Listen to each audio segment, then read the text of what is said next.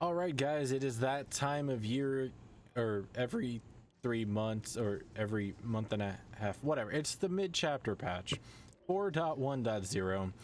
We're going to look at the Greek Legends collection that they're coming out with. We're going to look at their trailer, as well as go in-depth on the 4.1.0 patch notes. The biggest feature changes are Cannibal and Hillbilly, of course, as well as some other perk tweaks, items, add-ons, map fixes, and you name it.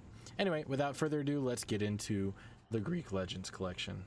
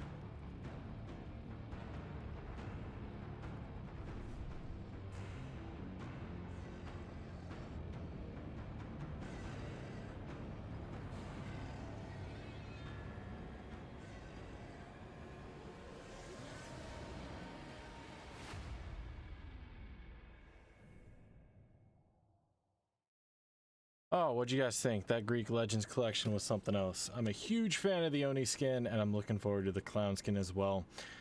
Jane and David looked pretty nice. Let me know what you guys think in the comments, or, tweet me, whichever. All right, let's get down to the nitty gritty, the meat and bones of this patch 4.1.0 mid-chapter. Into the features, the Aura rework. Refactored the Aura system on a technical level to make sure the system is easier to maintain and less prone to bugs in the future. Visuals for the refactor were changed to support the new refactor. Functionally, the system has not been significantly changed. However, the appearance of auras is noticeably different. So for those who haven't seen it, with the new aura rework system, the colors, the red aura, yellow auras, and white auras, have basically remained the same colors. The only difference is the opacity of some of it, so how much you can see through it. Instead of being solid, it looks more of a hollowed out shell of its former self. You can still see it, however, at larger distances and between some obstacles, it does get a little more difficult to see. Let me know what you guys think. So far, I'm not a huge fan, but maybe it'll grow on me. Added a promo code system to the store. Keep your eyes on our forum/social media for promotional codes that you can use in-game in the future. So no codes have been distributed as of yet that I know of. However, I'm sure in the future it'll be for DLCs, possibly for killers or survivors. I can almost guarantee it's going to be for skins and more than likely Auric cells as well. But we'll keep an eye out. Killer selection. Killers can no longer change characters while searching for a match / in a lobby, excluding custom matches. This will soon be used by the new matchmaking system to provide better match balance based on your skill with each killer individually, instead of global killer rating. Now, a lot of people are saying, why isn't this in for survivors? Why can we just freely choose whichever survivor we want? Now, a lot of people are going to be saying that survivors are basically just interchangeable skins, where killers have unique powers related to them. Survivors all have the same thing. I mean, there's the few nitpickers that'll say certain survivors cause less noise and are bigger and have different hitboxes. But either way, I don't see the survivors having this lock system, even though back in 2016, 2017, people would put in their bare bones basic megs with the original skins, no items in hand, and then at 6 seconds switch over to their toxic blendette with a flashlight, and the killer couldn't do anything about this.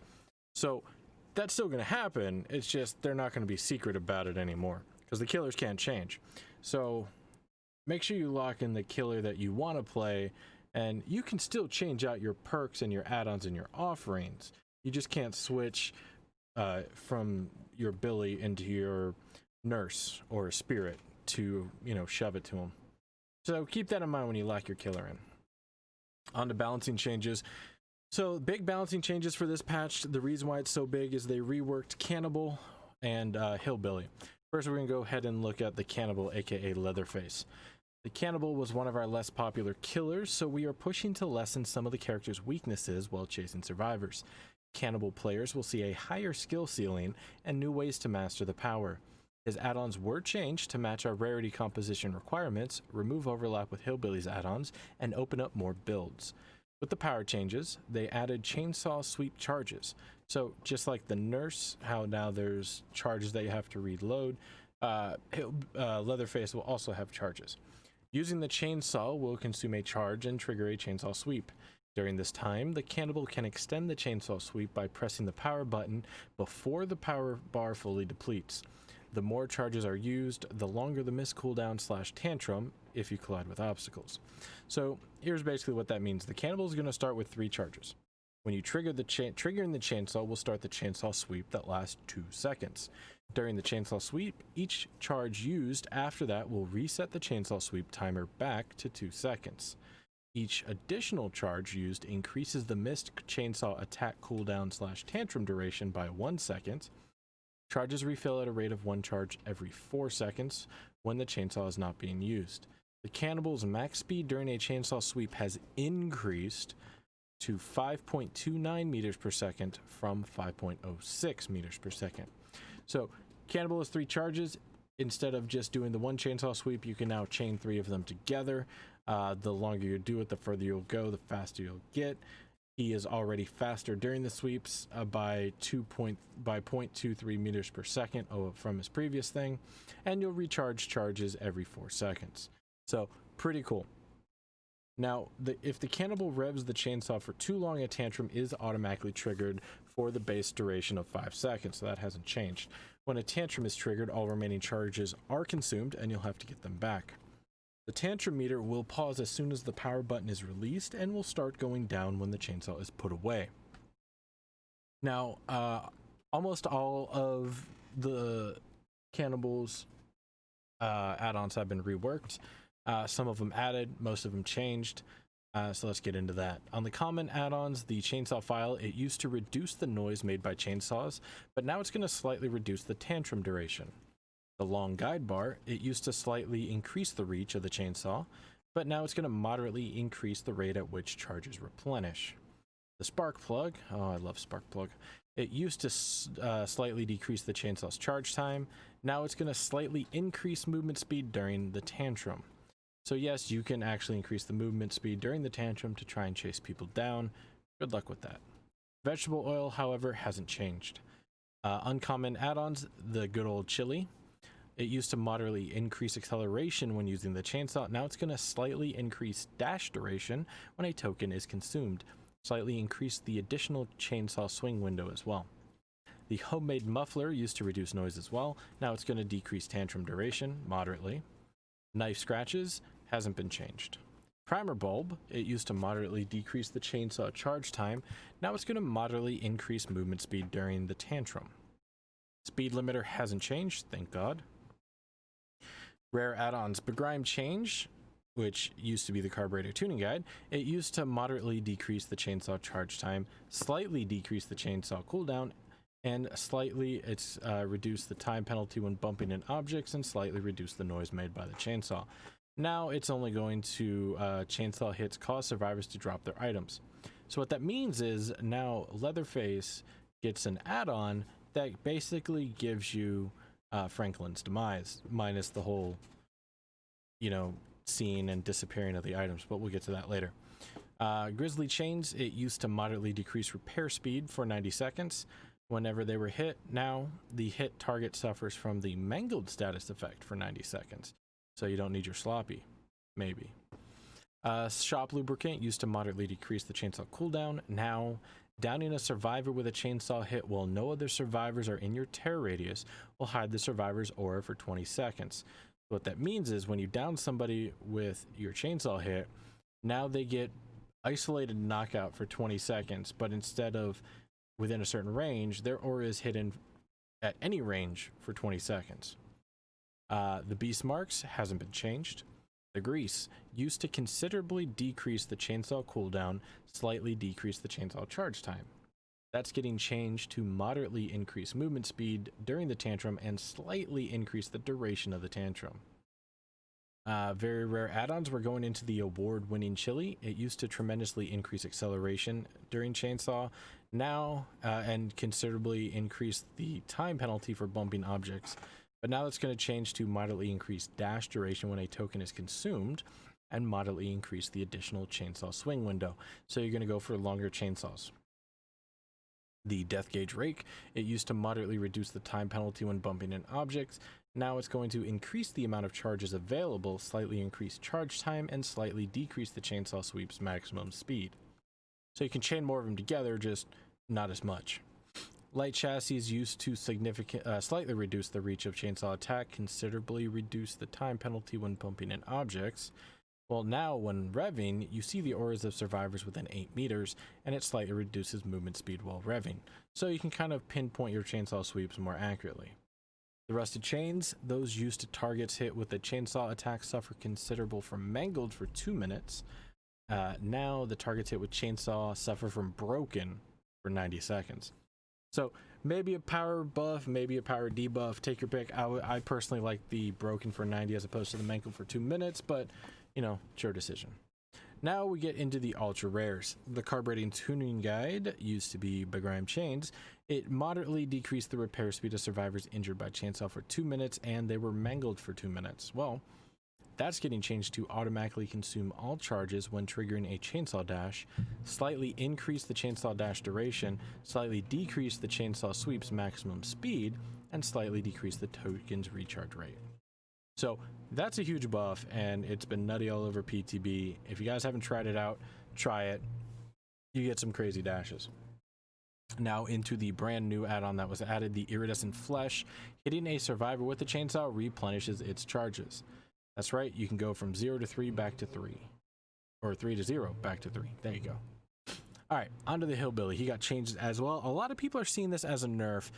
From what I've seen during PTB and live play, it's not that big of a change. The only change really are the add-ons, but his base kit practically unchanged, and let's get to that.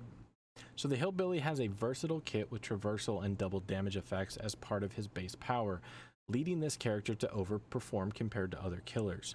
These changes introduce a resource management aspect to place some limitations on access to his tools. The power changes added the overheat mechanic. Using the chainsaw will now build up heat. When reaching the maximum amount of heat, the chainsaw overheats and cannot be used until it has cooled off.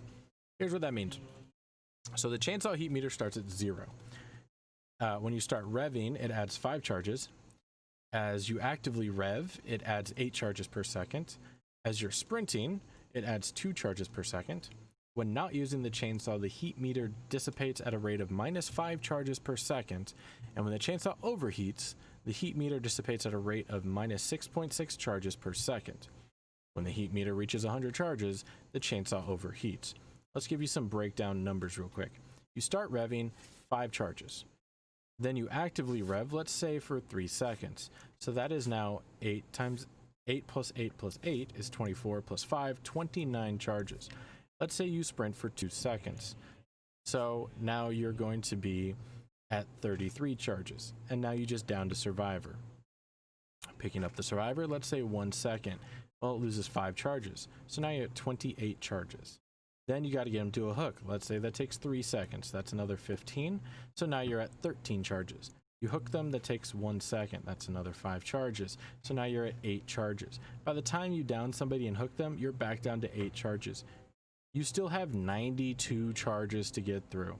So during normal gameplay, Hillbilly is almost never going to overheat unless you actively try and do it.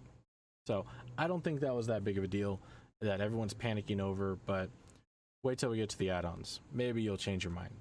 Anyway, if the chainsaw overheats during a chainsaw sprint, the sprint is not interrupted. The chainsaw goes through the cooldown phase after the sprint has ended. The heat meter will pause as soon as the power button is released and will start going down while the chainsaw is put away. Furthermore, the heat meter does not progress during the hillbilly's various cooldown phases. This includes chainsaw misses, a chainsaw hit, and colliding with the obstacle. Now, when I was doing my math, I didn't say when it was hit, as you were picking up the survivor, carrying them, and hooking them. So, into the add-ons, most of his add-ons got changed. The names got changed. It's crazy. So, into the common add-ons, Dad's Boots used to be Spiked Boots. The same effect, steering, but now it's common. Heavy Clutch used to be the Long Guide Bar, used to increase the reach of the chainsaw attack. Now it reduces the width of the chainsaw sprint's collision box, moderately reduces steering during the chainsaw sprint. So harder to hit things and randomly bump into things, basically. The Junkyard Air Filter used to be the Spark Plug, used to slightly decrease the charge time. Now it slightly increases the overheat limit, so you can get higher than 100, maybe 105, 110. Steel-toed boots used to be vegetable oil. It used to slightly decrease the chainsaw cooldown and slightly reduces the time penalty when bumping into obstacles. Now we're going into uncommon. The depth gauge rake, where it used to moderately reduce the time penalty when bumping into objects. Now the big buckle, while the chainsaw is overheating, decrease your tear radius by 8 meters. Now this brings into effect a new style of billy play that I've seen. It's the jump billy. It's the stealth billy. There's a lot of things that bring his tear radius down or reduce it, get rid of it altogether. I haven't seen too much effect of this in gameplay as of yet, but it does sound interesting. So as we go through, keep that in mind, because they all pretty much play around his perk of Tinkerer. Death engravings haven't changed. Off-brand motor oil. It used to be the chainsaw file. They just changed the name, but the effect has stayed the same. So the primer bulb used to moderately decrease the chainsaw charge time. Now the punctured muffler slightly increases the heat dissipation rate. Speed limiter hasn't changed, thank God. Now the rare add-ons. The shop lubricant used to moderately decrease the chainsaw cooldown, but now the black grease, after being stunned by a pallet, increased resistance to blinds by 50% for 10 seconds. So if you don't feel like running Lightborn and you keep getting flashlight blind at pallets, this will help reduce that. Doom engravings haven't changed, stays the same. The grizzly chains used to moderately decrease the repair speed of survivors injured by the chainsaw, but now the leafy mash is after landing a chainsaw hit, gain undetectable status effect for 15 seconds. So down somebody, no tear radius, no red stain, go hunt somebody else. Again, that stealth billy build is starting to come into play here. The light chassis used to slightly reduce the reach of the chainsaw attack, considerably reduce the time penalty when bumping in objects. Now the low kickback chains considerably reduces the time penalty when bumping. So bump billy's still there to an extent. The old rusted chains used to have survivors injured by the chainsaw suffer considerably from mangled, but now the mother's helpers increase your move speed by 0.2 meters per second when flashlight is shining on you. Meh. We'll see. We'll see. Into the very rare add-ons, the homemade muffler used to moderately reduce the noise made by the chainsaw, but now the apex muffler. The chainsaw is silent for survivors outside the tear radius. This again plays into the stealth build. The Thompson's mix used to considerably decrease the chainsaw cooldown, slightly decrease the chainsaw charge time. Now the pig house gloves moderately decrease the chainsaw's heat generation when starting a rev. I'm thinking this is going to bring it from 8 charges at starting a rev to maybe 5. So we'll see how that goes. Now we get to the Thompson's Moonshine. Hasn't changed, but the name is just now Spiked Boots. Alright, the carburetor tuning guide used to moderately decrease the chainsaw charge time, slightly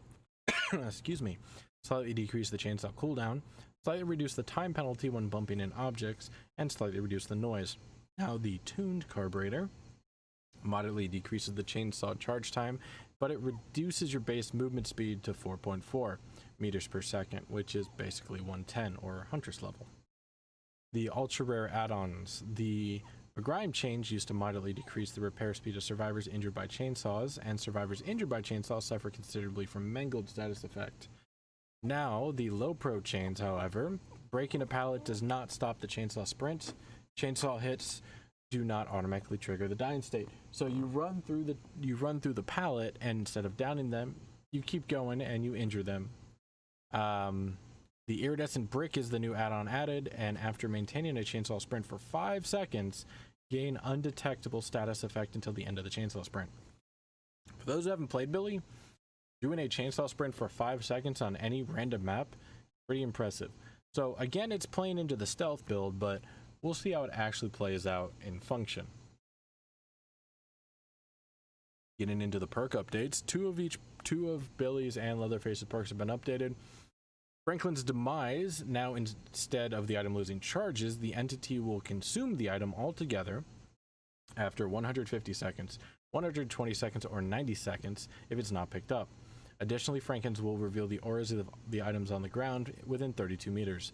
So that's kind of like Plunders. Now the killer can see the auras of the items. Knockout now triggers on only basic attacks, so only M1s. Additionally, survivors that are put in the dying state by basic attacks will crawl 50% slower for 15 seconds, and during this time, they are affected by blindness. So for 15 seconds, they crawl slower, and they can't see auras on where their teammates are. But it's only affected by M1s now, so that's pretty cool. Lightborn now grants immunity to blindness by flashlights and firecrackers, and you can see the aura of whoever tried to blind you for 6, 8, and 10 seconds, depending on the rank. I don't think the aura is going to be that big of a deal, but you get some light immunity, so maybe that's good. We'll see how it plays out. Tinkerer going back into the Hillbilly stealth build. Tinkerer now triggers at 70% instead of 85% of gen progress, and now grants undetectable status for 12, 14, and 16 seconds, up from 8, 10, and 12. So each rank gained an additional 4 seconds, and it happens 15% sooner. Again, playing into the Stealth Billy build. So we'll see how the Stealth Billy goes, mess around with it. Let me know in the comments what you guys think. I think it's kind of fun. I just haven't seen anybody do it well. Now into the bug fixes. The Cannibal fixed an issue that caused the chainsaw sound effects to continue playing when stunned while performing a chainsaw sweep. The Doctor fixed an issue that caused survivors outside the terror radius to not hear the audio cue when charging the Static Blast ability. The Hillbilly fixed an issue that caused the Hillbilly to not go into stun animation when letting go of the chainsaw sprint button at the same time as hitting a wall. The Nurse fixed an issue that caused Jane Romero's hand to clip through her chest after the nurse's Mori. The Oni fixed an issue that caused survivors to drop twice the amount of blood orbs when performing actions while injured. Still with Oni, fixed an issue that prevented entering Blood Fury if the power meter was filled while carrying a survivor. That was kind of a big deal. I'm glad they fixed that. The Plague fixed an issue that activated Corruption mode instantly after a survivor cleanses with the last pool of devotion instead of 5 seconds after a survivor cleanses with the last pool of devotion. Plague as well fixed an issue that caused the Plague to briefly stagger and not return smoothly to her idle animation after falling from high ground. To the survivor bug fixes. Fixed an issue that caused injured survivors to sometimes make no sound after certain actions. So now we all lose the Iron Will buff, unfortunately. Fixed an issue that allowed loading into a public match while in a custom game. That was pretty funny. Fixed an issue that caused survivors to get stuck together after healing a down survivor while against a wall in several locations. Hopefully they get to the stairs issue as well. Never heal on stairs, people. Fixed an issue that caused survivor screams to be muffled and low volume when found in a locker.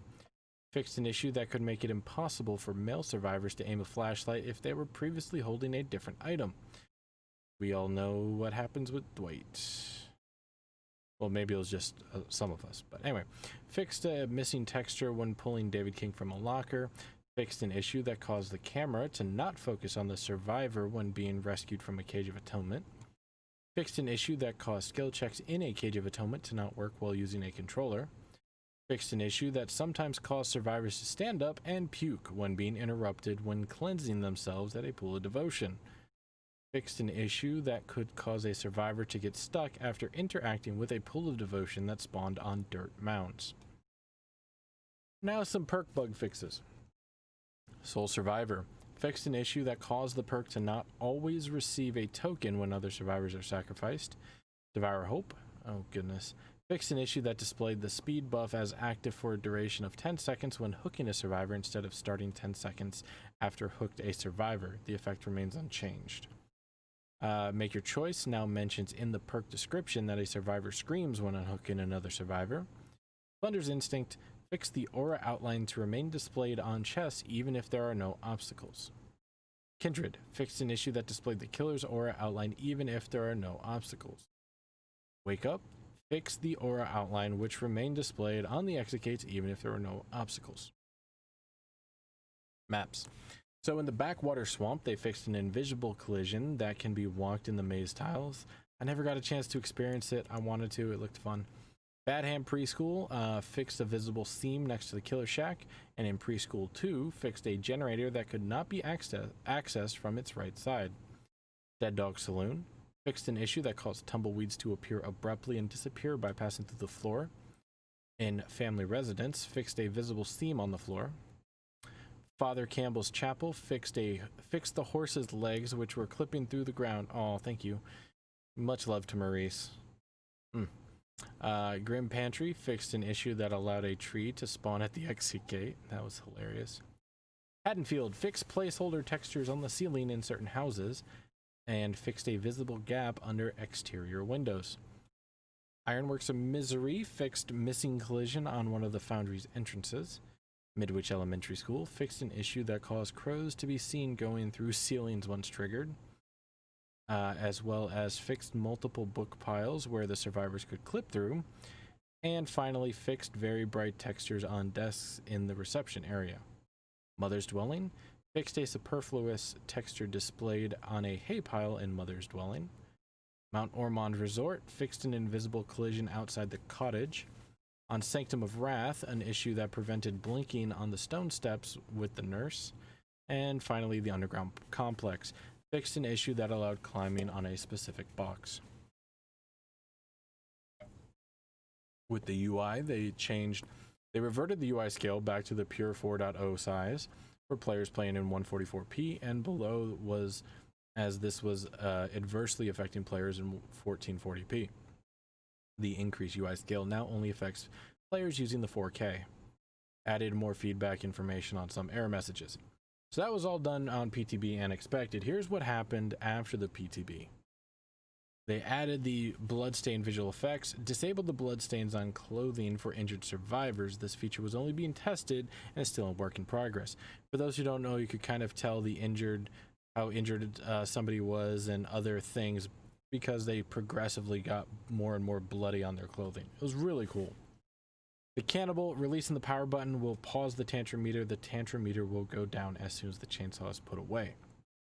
Hillbilly releasing the power button will pause the overheat meter. The overheat meter will go down as soon as the chainsaw is put away.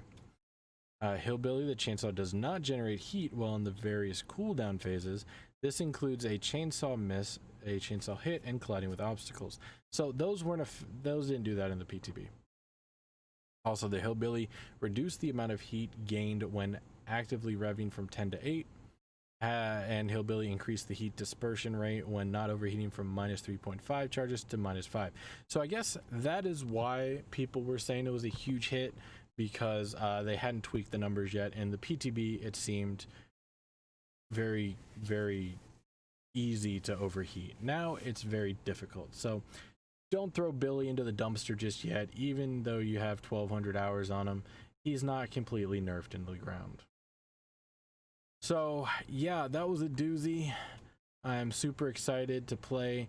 Also, the Tome 4 of the Archives is coming out, and that's going to be with Ace, Meg, the Hag, as well as the Wraith. I'm looking forward to that. So patch notes, mid-chapter 4.1.0.